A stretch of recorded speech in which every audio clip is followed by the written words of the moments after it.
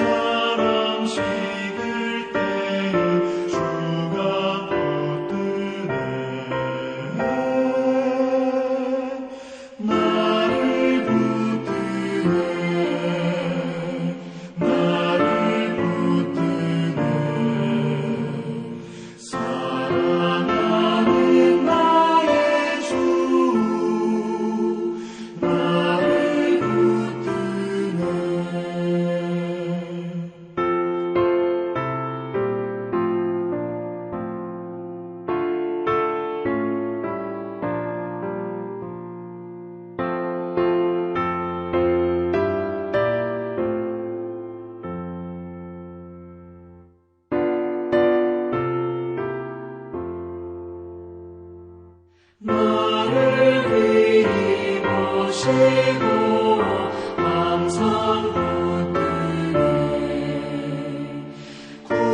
구원하는 사람을 항상 붙드네 나를 붙드네 나를 붙드네 사랑하는 나의 주 나를 붙드네 나의 영혼 약할 때에 주가 붙드네 피를 흘려 샀으니 주가 붙드네 나를 붙드네 나를 붙드네 사랑하는 나의 주 나를 붙드네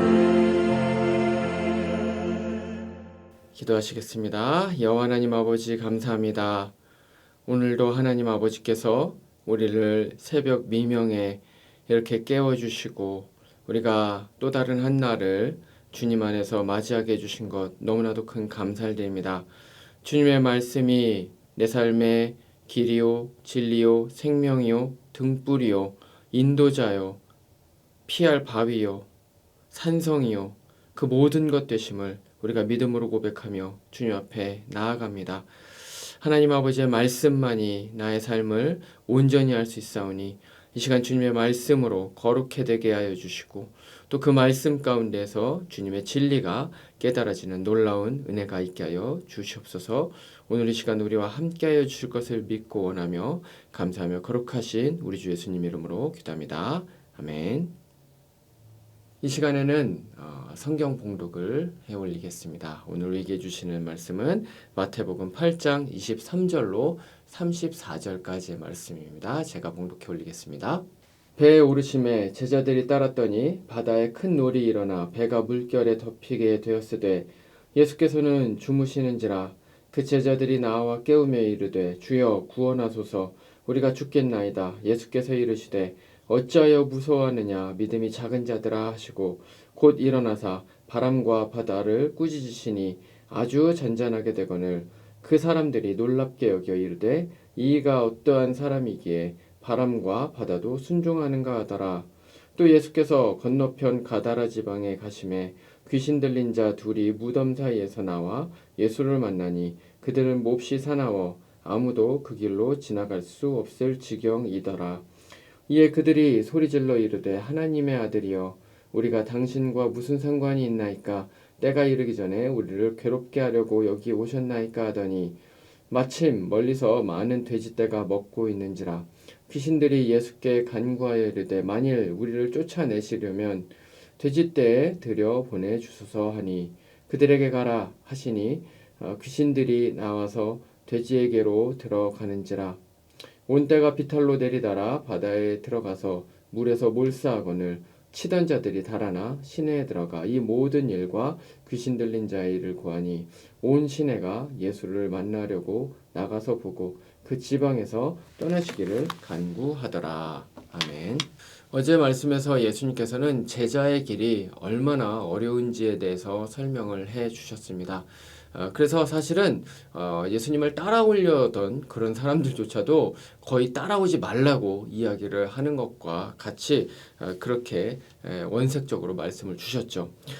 그런데 흥미로운 사실은 이런 이야기를 듣고도 예수님을 따라 나서겠다고 했었던 그런 몇 명의 사람들이 있었다는 것입니다. 예수님께서 아직 12제자를 선택하시기 이전이었기 때문에 이들은 아마 그냥 뭣도 모르고 어중이 떠중이 예수님을 따르겠다고 그냥 이렇게 나왔던 그런 사람들이었던 것 같습니다. 그래서 예수님께서 이제 한 배를 타시자 이 사람들도 이제 예수님을 따라서 그 배에 타게 됩니다.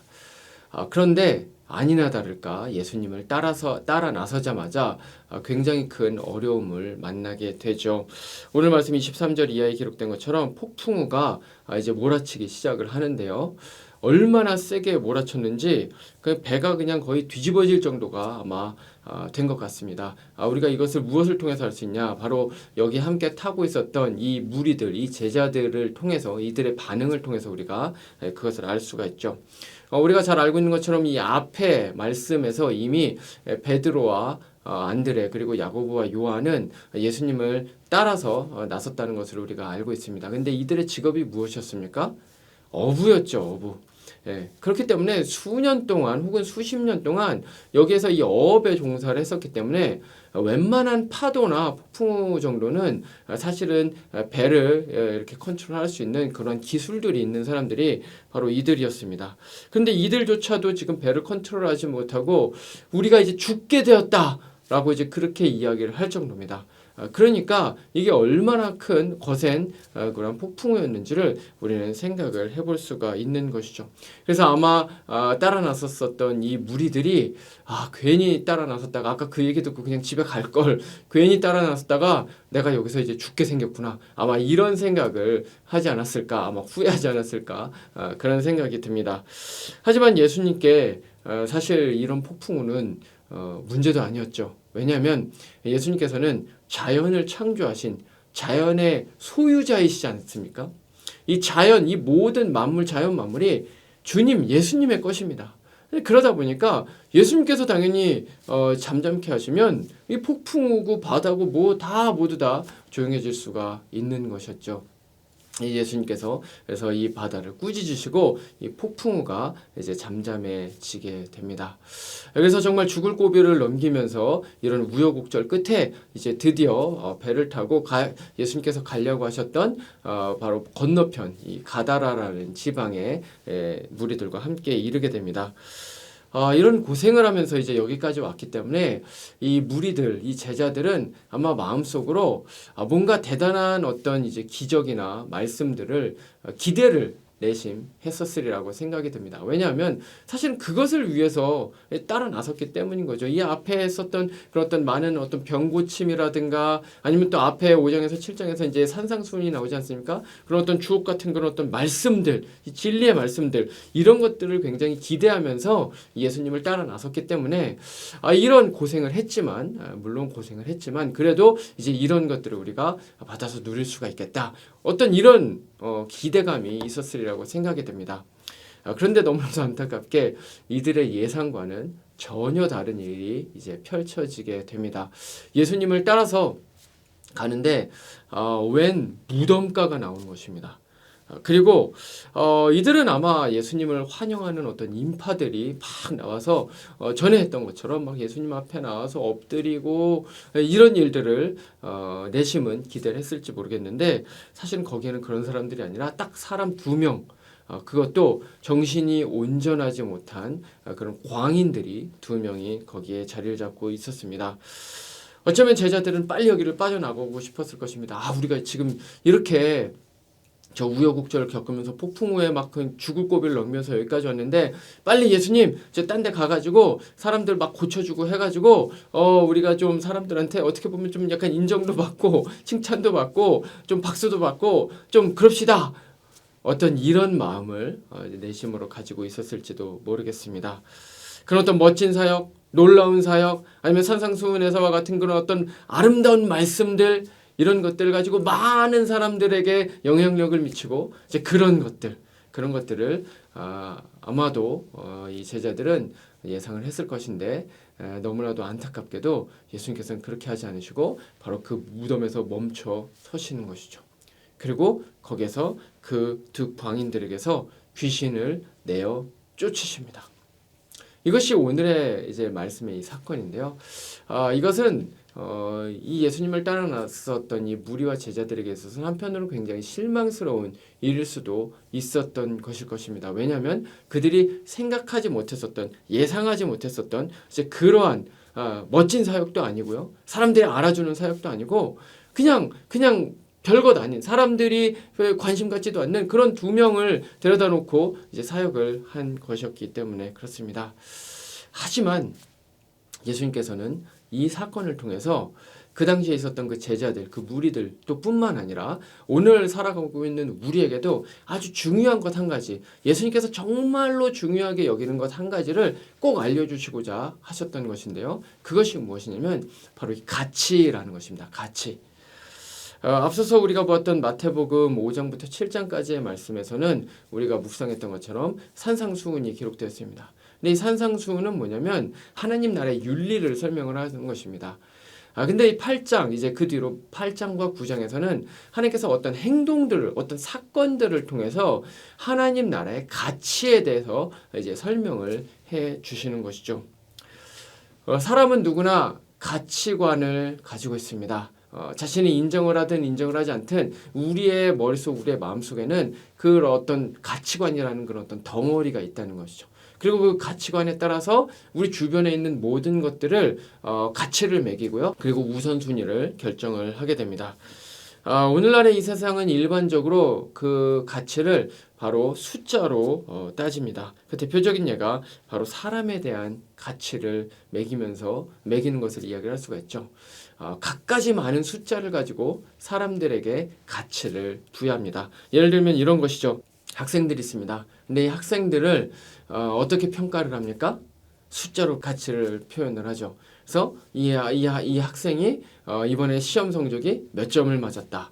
아니면 이번에 뭐 몇 등을 했다. 아니면 이 사람이, 이 학생이 다니는 학교가 뭐 대학교가 뭐 순위가 뭐 몇이다.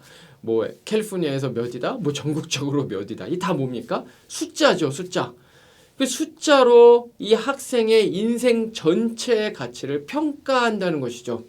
아니라고 이야기를 하지만 사실은 사람들은 굉장히 많이 그렇게 평가를 합니다.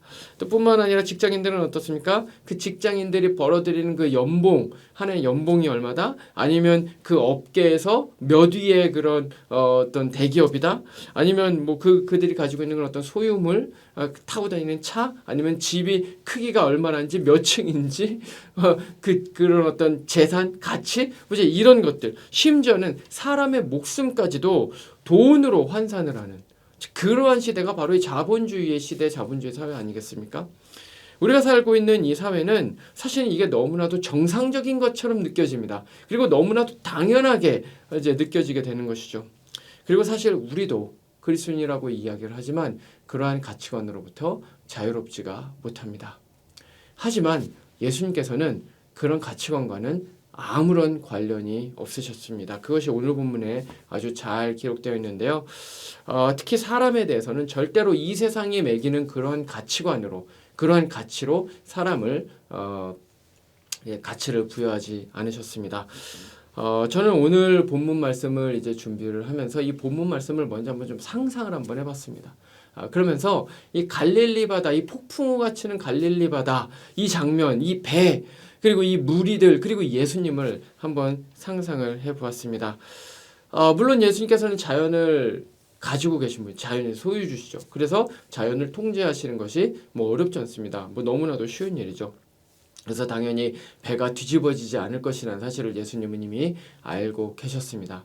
하지만 그럼에도 불구하고 동시에 예수님은 우리와 똑같이 성령을 가지고 육신을 가지고 있는 사람이셨습니다. 그래서 이 장면을 생각을 하면 우리가 뭐 특히 이렇게 많이 보는 그런 어떤 성화들이 있습니다. 그래서 막 폭풍우가 치는 그런 가운데 작은 배 한 척에 막 예수님이 멋있게 막 손을 들고 막 이러고 있는 이제 그러한 어떤 그림이 생각이 나죠. 근데 사실은 예수님은 그런 분이시기보다는 사실은 예수님은 우리와 똑같은 사람이셨죠. 완전한 하나님이시면서 완전한 사람이셨던 것입니다. 그렇기 때문에 우리처럼 똑같이 음식을 안 드시면 배가 고프시기도 하시고요. 그리고 일을 많이 하시면 피곤하시기도 하고, 왜냐면 우리가 똑같은 육신을 가지고 계신 분이셨기 때문에 그렇습니다. 여기서도 역시 마찬가지라는 것이죠. 당연히 폭풍이 치고 막 물보라가 막 일어나고 하면 예수님도 중심 잡기가 당연히 쉽지 않으시고, 막 물살이 막 일어나고 하면 그 물을 막 맞으면 얼마나 막 차갑고 막 몸이 떨리기도 하고 막 저체온증이 일어나고, 예수님은 그런 모든 일들을 다 경험을 하셨다라는 것입니다. 이 말은 무엇을 의미합니까? 예수님께서도 당연히 처음에는 이 폭풍우가 칠 때 주무시고 계셨지만 그 물살을 맞으면서 막 폭풍이 막 몰아치게 될 때 우리가 똑같이 일반적으로 경험하는 것과 같은 그런 고생을 하셨다는 거죠. 다시 말하면 예수님께서도 이 배를 타고 폭풍우를 맞이하시게 될 때 우리와 똑같이 그런 어떤 육신적인 그런 어떤 고난을 겪으셨다라는 것입니다. 그러면 그 고난을 겪으면서까지 지금 여기 가다라라는 지방을 오셨는데, 그럼 도대체 왜 예수님께서 여기 오셨냐는 겁니다. 그 이유는 아까 말씀드렸던 바로 그 가치 때문입니다. 가치. 여기에 꼭 와야 하는 그런 어떤 가치가 있었는데, 그 가치가 무엇입니까? 바로 여기서 만나게 된, 이 무덤가에서 만나게 된 바로 이 두 사람, 이 두 광인의 가치가 바로 예수님의 그 고생을 하고서라도 그런 것들을 어떤 감당을 하고서라도 꼭 만나야 되는 그런 가치가 있는 사람들이었기 때문이라는 것이죠.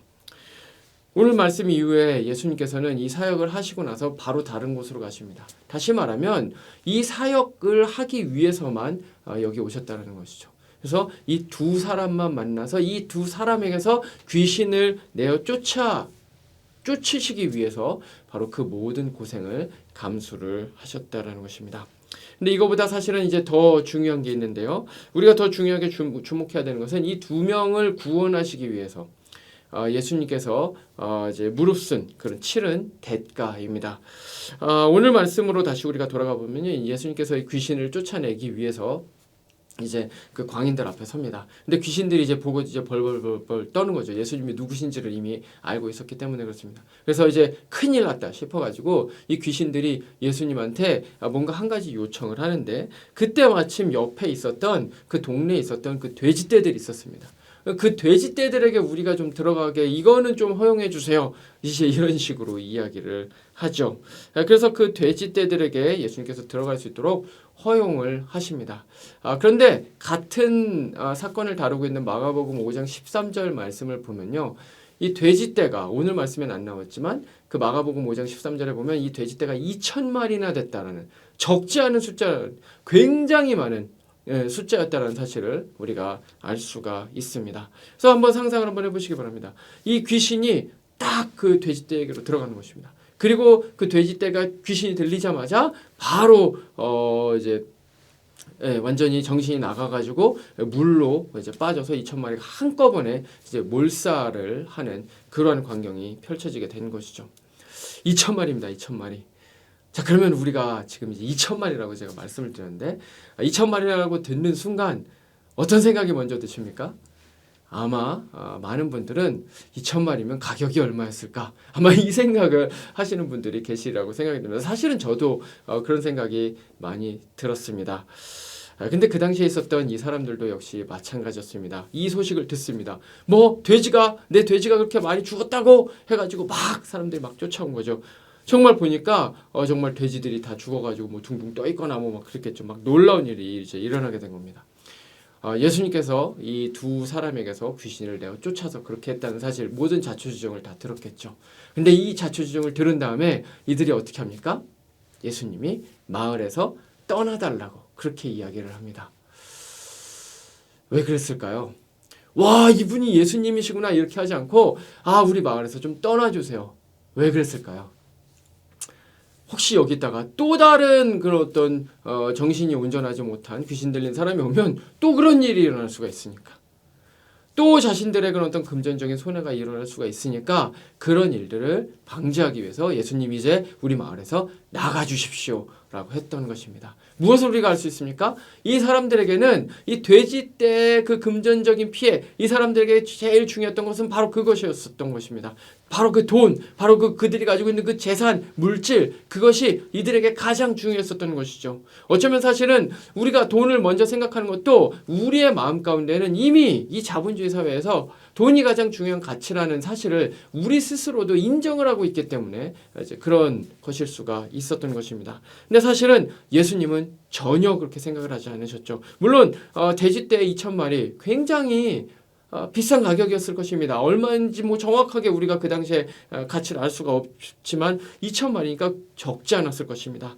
하지만 예수님께서는 그 가격을 몰랐었던 것이 아님에도 불구하고 그와 같은 일을 하셨죠. 왜 그랬을까요? 가치관이 달랐기 때문에.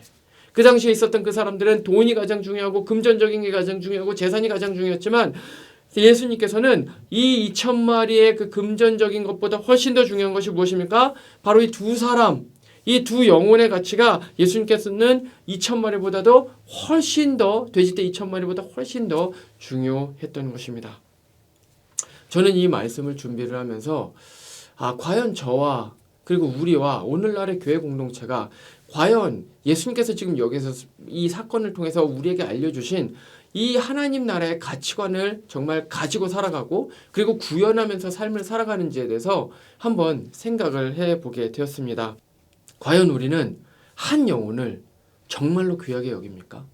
정말로 우리는 한 영혼을 천하보다도 귀하게 여기는 사람들이 맞습니까?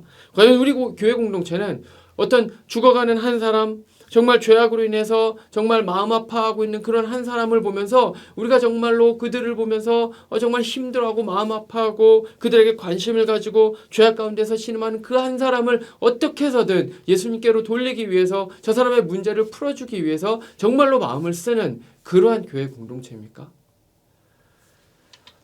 이 세상에 존재하는 모든 사람들은 하나님의 형상으로 지음을 받았습니다. 이것만이 사람의 가치를 따질 수 있는 유일한 기준입니다. 그렇기 때문에 화이트하우스에서는 이 미국 전체를 담당을 하고 있는 대통령이든지 아니면 이 세상에서 돈이 가장 많은 재벌이든지 아니면 저 스키드로우의 거리에 이제 있는 그런 어떤 홈리스든지 누구든지 간에 모두 다 하나님께는 똑같이 중요한 영혼이라는 것이죠. 그래서 우리는 누구도 없인 여길 수가 없습니다. 우리는 하나님의 형상으로 지음받은 그 어떤 사람들도 업신여길 수 없고 미워할 수가 없습니다. 우리에게는 그럴 권리가 없다는 것이죠. 우리는 우리가 만나는 모든 사람들을 그 사람의 외모, 신분, 성별, 학벌, 나이, 장애, 재산 그 어떤 것으로도 결코 그 사람의 가치를 재단할 수 없습니다. 우리가 사람의 가치를 재단할 수 있는 유일한 기준은 바로 하나님의 형상이라는 것이죠.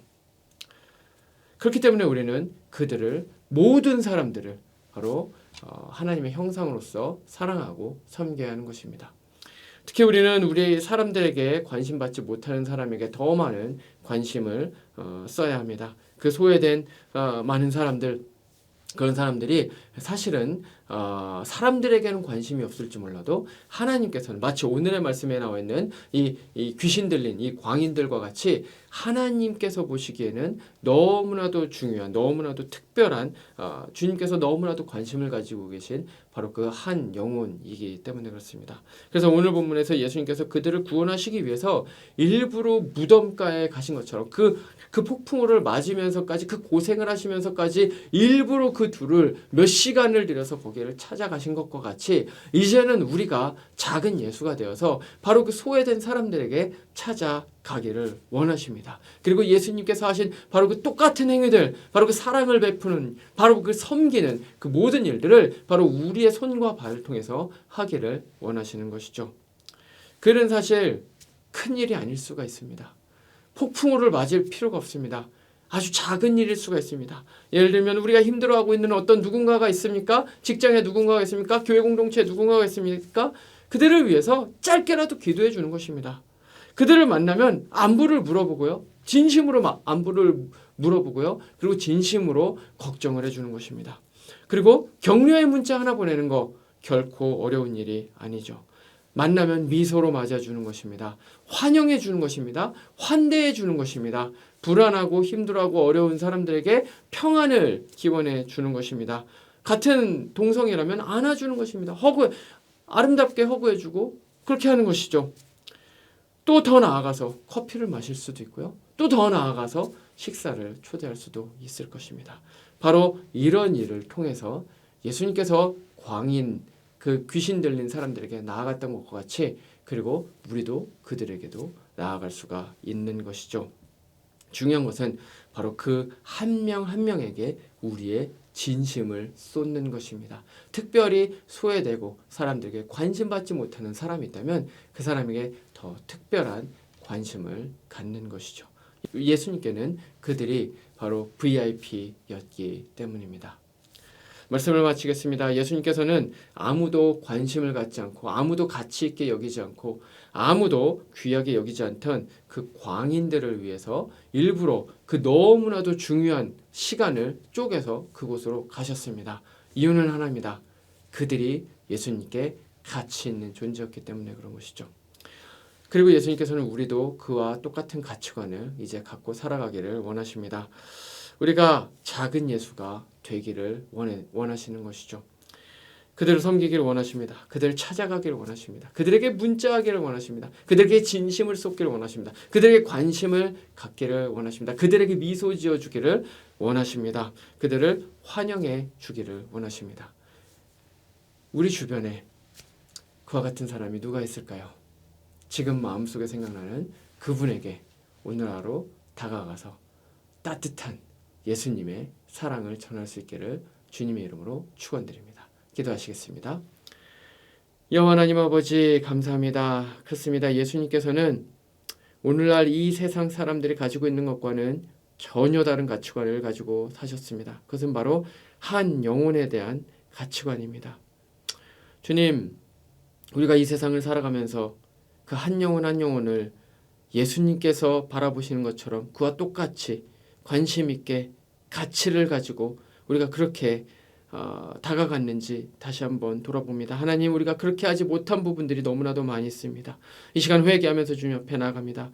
우리가 우리 주변에 있는 한 영혼 한 영혼을 정말로 귀하게 여기며 특별히 그런 중에서도 힘들고 어려운 소외된 그리고 낮은 곳에 처해 있는 우리의 이웃들을 우리가 더욱더 관심 갖고 그들에게 예수님의 사랑으로 나아갈 수 있도록 주님 붙들어 주시옵소서. 우리 주변에 힘들고 어려운 이웃들 주님 너무나도 많습니다. 하나님 그런 분들을 위해서 우리가 환영하고 기도하며 나아갈 수 있는 우리 모든 ANC 성도님들 되실 수 있도록 주님 함께하여 주시옵소서.